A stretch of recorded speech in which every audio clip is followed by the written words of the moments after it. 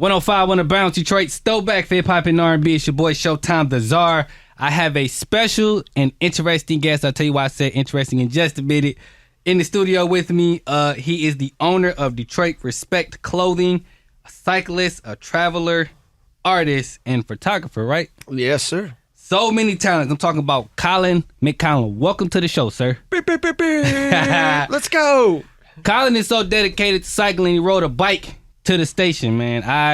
The first time I've ever had somebody ride a bike to the station, everybody pulling up here in cars. Somebody rode in the Benz last week. He like, no, I'm gonna keep it simple and ride Keep to it simple. Yeah, right. He's got a Benz. I got a little felt. Well, welcome to the show, man. How are you? Yeah, I'm excited. It's finally, the weather's amazing in Detroit. Yeah. And I get to hang out with you, so I'm super excited. All right, so the reason I had to ask you here, because we have a friend in common, Big Jim, and he told me this story about the bike thing where you rode through 25 states. Mm-hmm.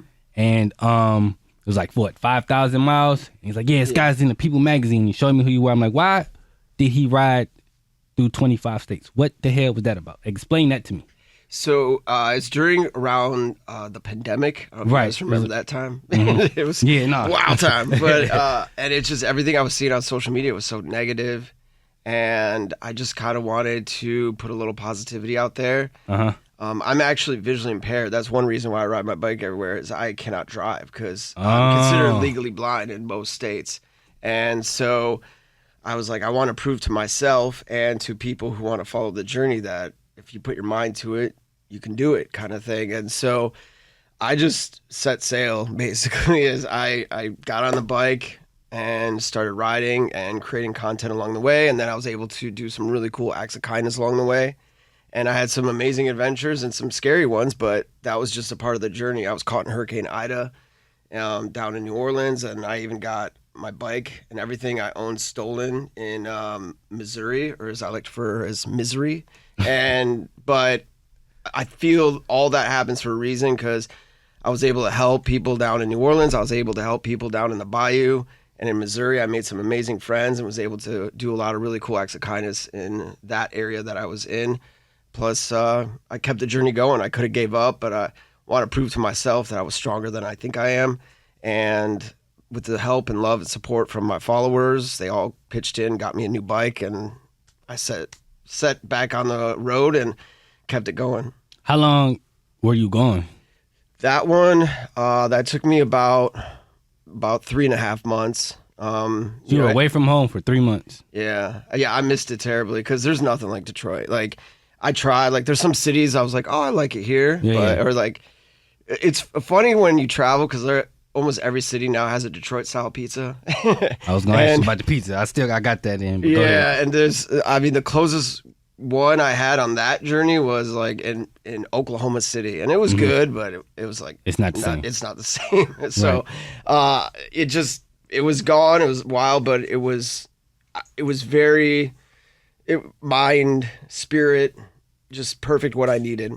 What did you learn through that cycling or that experience for you, man? What was something that you was like, okay, I didn't know this before, and now it's like, or was there anything? Yeah, I think a lot of it was that a lot of times I felt alone, because I was on the road by myself and in the middle of nowhere. Mm-hmm. And the thing is, I realized I was never alone because there was people constantly, the minute I turned on my phone, they were there to support me in any way, just words of encouragement, or, they were doing acts of kindness in their community. And that's kind of where a lot of my videos at the end, I say, tell them Colin sent you, you don't know who he is. And that's what makes it funny.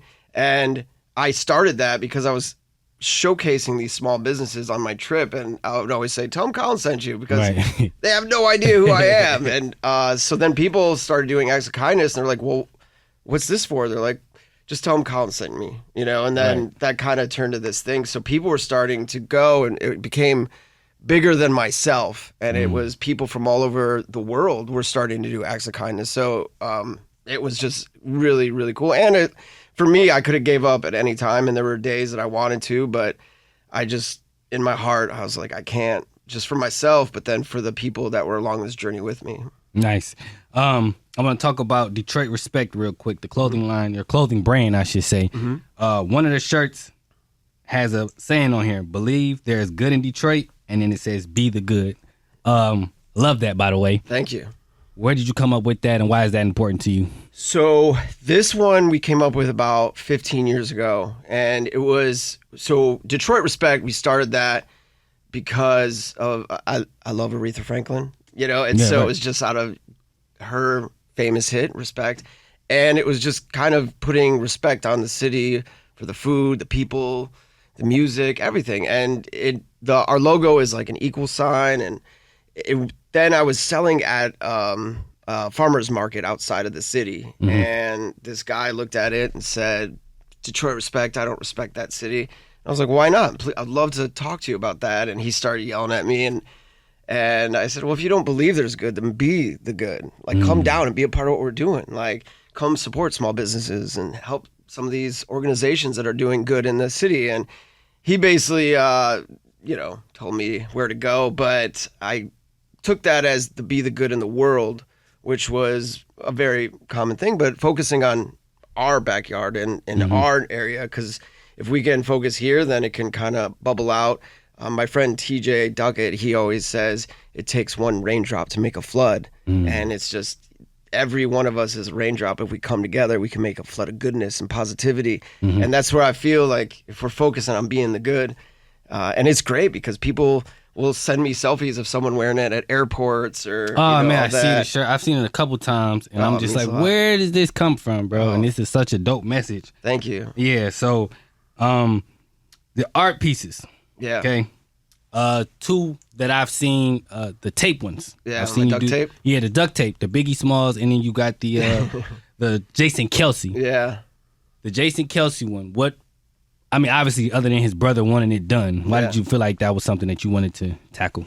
I think just the idea that you have this guy who played for the Eagles, right, and then he went to Buffalo and supported his brother who played for the Chiefs, right, and just the idea that is like he was in the tailgating, like celebrating with these people, like we might not see eye to eye, but let's have fun, right? And that's where it's like that's how all of us kind of should be, is just, we might not see eye to eye, but let's find a common ground and have a good time. And he had so much fun. And granted, yes, he had a lot of libations to make him feel that way, but just how much joy he put out there, and just... He looked so happy, happy. And like, I want to feel that. Yeah. And so my friends and I would always send each other memes and like of him being all silly and goofy. And then when his brother said that, I was like, well, I don't really paint anymore, but I do duct tape. And so I created it, and it just kind of took off. And, you get haters. People said it looked like a 5-year-old did it and whatnot, which is fine, and... it doesn't, but... when you see it in person, too, any of my art, and my goal is to do my own show soon, but, like, it's way different in person because his face alone, there's 5 different shades of peach, and you can't see it really via the camera. So I posted it. It went pretty viral, and people were offering me big money for it. This is super dope. Thank you. I appreciate that. And so next thing I know, his assistant reached out to me and was like, he absolutely loves it. And I was like, wow. Travis or Jason? Jason's. Oh, okay. So she even like sent me proof who she is. And I said, listen, you can have it. I'd be honored. But the only thing I asked for is if he just takes a picture holding it. Like, he doesn't have to post it or anything, just for me. Like, and for my followers who are part of that journey.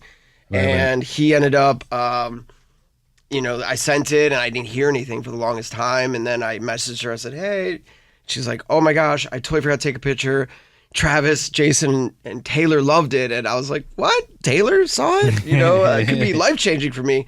And never sent me a picture, so I thought maybe I got scammed. And then one day my friend was watching his podcast online, and she's like, your picture's on his fireplace. So whenever you watch his podcast, it's over his shoulder. Nice. And it just kind of is... To me, that's awesome because the people who are part of that journey, it's kind of like an inside thing for them. Plus, like, seeing like him interview Adam Sandler and then there's my art is just kind of dope. Yeah. What made you want to do the duct tape thing, man? Why'd you start doing art out of duct tape? So I would make, my friend's daughters helped make me these like duct tape flower pens to raise money for charity. And I told them if they raised so much, I would make one of those giant checks. At the time I did a dwarf versus celebrity basketball game. And it was my good friends Martin Clubbo from Pirates of the Caribbean, who's a local guy. and we would play local celebrities, and we'd fly a few other celebrities in. And I told them, if you guys can sell 50 pens, raise $500, and I will give you one of those giant checks you can present at halftime. And they were selling so many so fast, they taught me how to do it. And they ended up selling, I think, like 80 pens, so over $800 to the cause. And they used us, these tiny little girls now. And I kept doing it, and I was selling them and raising funds for different organizations. So I was at work. I had a store, a Michigan-made store, and it was very slow. And I was listening to Dilla, and I had this idea for an art piece to do of Jay Dilla, and I didn't have any paint, but I had a canvas and I had duct tape. And so I just used the duct tape as if it was the paint. And then it came out as good as I thought, because I didn't know what I was doing at the time. And then I ended up giving it to his Uncle Herm. And then I got to hang out with Ma Dukes and see her hold the picture of her son. It just like, I still get goosebumps. Yeah. And I was like, That's what? Amazing. I need to keep doing this for myself, or like for people like who can enjoy a different style of art than they're used to, and a conversation piece. How long does it usually take you with one of those pieces? It all depends. Like, normally I could do one in about 4 to 5 days, but then there's some like, I just did one of, I don't know if you guys watch hockey. There was a viral video of this little kid, George, at the Red Wings game, where they show the opposite team, they boo, and then they show him and they all go crazy. So that one took me over 4 weeks because it was so detailed. Right. And that one was the longest one I've ever made. So it could range from anywhere from a week to 4 weeks. Okay, nice. Yeah. You brought up Uncle Herm. You were just in Portland not too long ago for the Dilla's Donuts. Yeah. First of all, how are the donuts? They're amazing. So he closed his shop downtown like during the pandemic. So I haven't even had one of his donuts in a while. And don't get me wrong, I like a lot of different, like Donut Villa in Southwest is probably my favorite. But once I took a bite of one of his donuts, I was like, oh, okay, yeah, this is what it's about. Now, Detroiters, because I would like to say you are one of the ultimate Detroiters. Thank you, bro. Dutch Girl. Yeah. Now, they say those are the best donuts in the city. Dilla's Donuts, Dutch Girl. Is that a competition in your mind, or like? No, it's no competition. For me, I think Dilla's is, and I'm not saying that because it's Uncle Herm, but like, I mean, I love Dutch Girls, don't get me wrong, but like, yeah, Uncle Dilla's Delight's better. Yeah, but my goal going out there, because he moved out to Portland to help out other donut shops, and my goal was to support him, and he did it for National Donut Day, and he was spinning Dilla, and we had like 60 people from Michigan all come out that transplanted to Portland. And they came out wearing all the, Grant Hill jerseys and everything. It was so much fun.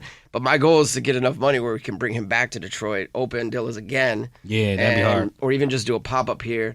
But I think it's time for him to come back home. Yeah, 100%, man. Jay Dilla is such a staple in the city of Detroit, man. And I love to see that his uncle's still doing this thing, man. So that's amazing.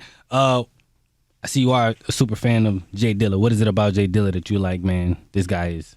To be honest, I think a lot of it, like behind the scenes, it was from talking to his family, like Ma Dukes and Uncle Herm. A lot of it's just his attitude, because a lot of it, from what I understand, there was a lot of very influential people in hip hop that have stolen his beats. Yeah. And he could have went after them, but he just have a donut, keep smiling and keep moving. And it kind of was this vibe of, well, it was meant to be theirs, and I'm going to go spin and make another one, an even better one. And, I mean, there's some hits that you hear on the radio even today where you're like, that sounds like it's a Dilla beat, and it actually is, but they never credit him. But I think, I unfortunately never got to meet him, but from all the stories and keeping his memory alive, the impact of the people that he loves and that loved him, it's so powerful, and he had a good soul. And to be honest, like a lot of the music, it's when I go in sometimes in a dark place in my mind, I throw on a lot of his beats, and it just kind of puts me a little more at ease. And that's when I first really started. I mean, don't get me wrong, there's obviously some bangers and the things he did with, Tribe and with Slum Village. Like, some days you just got to get with those. But some of his just normal beats. I just need sometimes to get me it. back in my same flatline space of happiness. Nice. All right, man. I'm gonna ask you two more things. I ain't gonna hold you too much longer. Detroit style pizza. Got to ask you about that. Yeah. First of all, what is your favorite Detroit style pizza here in the city? Whoever's buying. No. So Detroit answer. proper. Honestly, I lean more towards. I mean, the original Buddies. I mean, I know some people who work there will say, no, we're all the same, but going to the OG Buddies and getting that experience, the one on 6 Mile. Mm-hmm. But I like Michigan and Trumbull and Grandma Bob's. They're really solid pizza, and a lot of people sleep on Nicky's, like down in Creektown. But I love Nicky's, solid. man. Yeah, Nicky's they have really good pizza. Yeah, and Wednesdays is half off, so go take advantage of them. But outside the city, I mean, I get people, whenever you talk pizza, people get like angry and like really defensive. But Louis Pizza is probably my number one over 9 Mile and DeQuinder. It's a solid pie. I mean, like one slice is can do me good. I can't eat more than 2 normally, but yeah, that's my number one by far. Nice. All right, man. I see you are much like me, a Detroit Lions like fan, fanatic. Yeah. Okay. Got close the last 2 seasons. Real close. Way too close. Is this the season where these Detroit Lions they go to the Super Bowl? You know, the Lions win again. I don't want to jinx anybody, because if you play this back, you know, nowadays with receipts, right? But I've just been enjoying the ride. Oh man, especially like, from the 0-16 to now. Ooh, it's such a turnaround, right? Yeah, I mean, I actually brought you a shirt. It says "Started from the bottom, now we're here," and it's got the paper bag, and then it's it's got Kirby giving the salute. But I think it's just.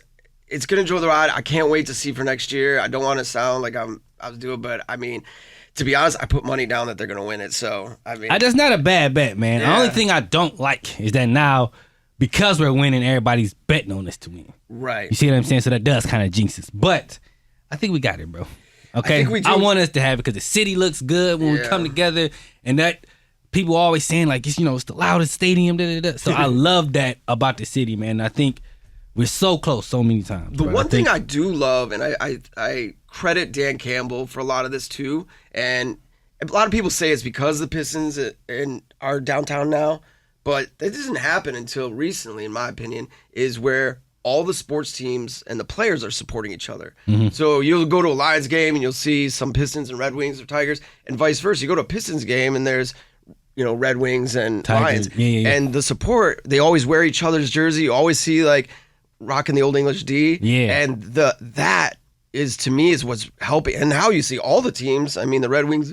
But you still, with the colors is nice. People still wear it. So yeah. Yeah, but you never thought the Tigers would be where they are today. But a lot of that's because the culture of the city, and it's amazing, and it's fun to watch. It is, man. Especially now the Pistons is winning too. So yeah, it is fun to watch. Yeah. Colin, man, I appreciate you for stopping into the show. Thank you. Tell people real quick something that that they could be looking forward to, because you always on social media doing stuff, man. So is there something that people should be on the watch out for? I'm editing a video right now for Ermani. It is a new restaurant. It's an Asian soul food hybrid restaurant down by Harmony Park.